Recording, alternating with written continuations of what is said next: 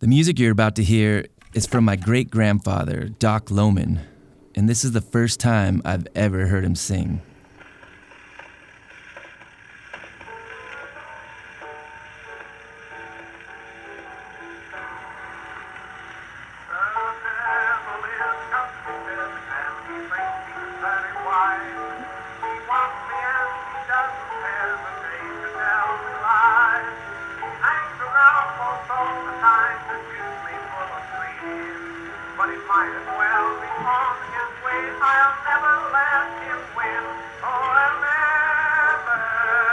You see, my great-grandfather died when I was just a little kid. I didn't know him well, but as I got older, I learned that this man had a pretty incredible life that almost sizzled out too soon. Before I get into his story, let me introduce myself. My name is Tim Low, but most people know me as Low Volts. I have a one-man band, but not the typical one-man band you're thinking of. This one's a little more streamlined and a hell of a lot louder.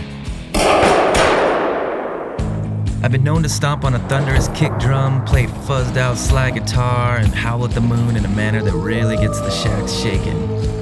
I've been doing my one-man show from coast to coast, playing some historic stages like the Ryman in Nashville and the world-famous Casbah, where Low Volts was born and raised.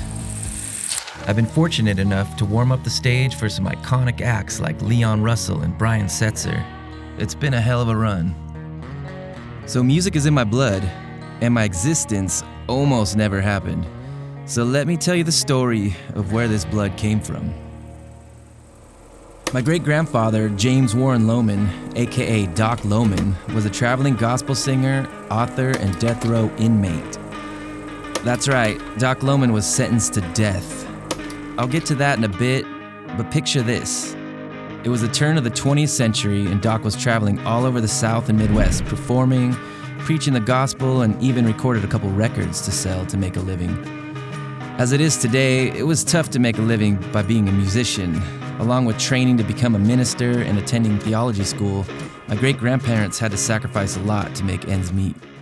At one point, he was owed a large sum of money, but instead of cash, he was forcefully given a car as payment. Since he already owned a car, he resisted this offer.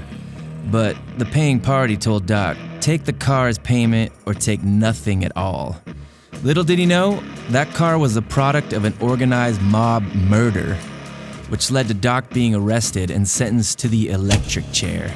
So while on death row, he kept his spirits up as a man of faith and continued to preach and perform to his fellow inmates, trying to give them some hope.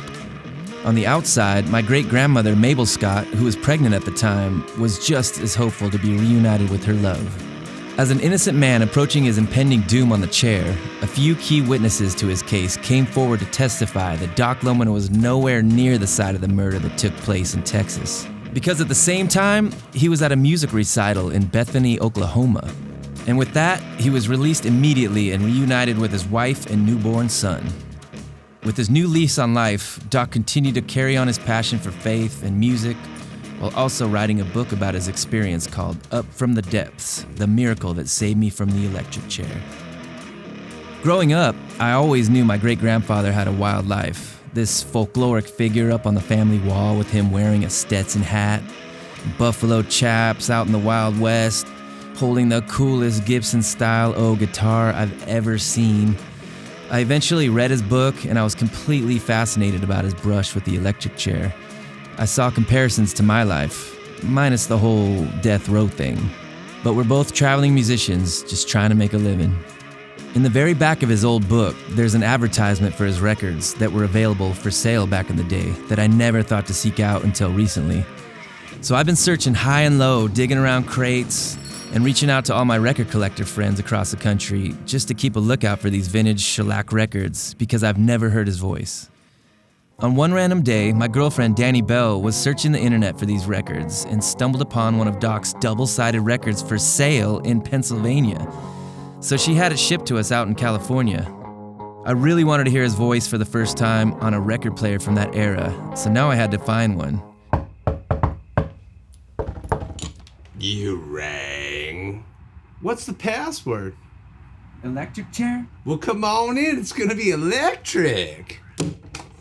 Luckily, my good friend Dave Warshaw has a hidden tiki bar with the exact record player I needed, an RCA Victrola from the turn of the century.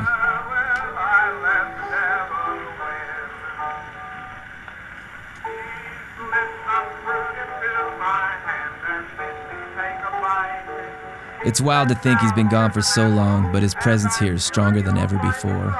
To know he's immortalized on this record that I hold makes me feel good about the life I'm living today. Traveling the country, making records, and leaving behind memories of a real good time.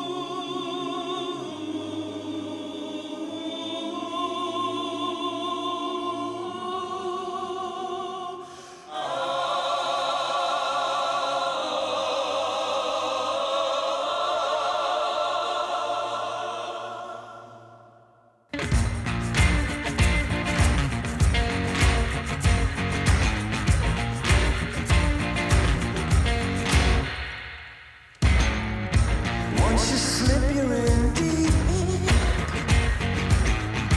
Don't get caught falling asleep.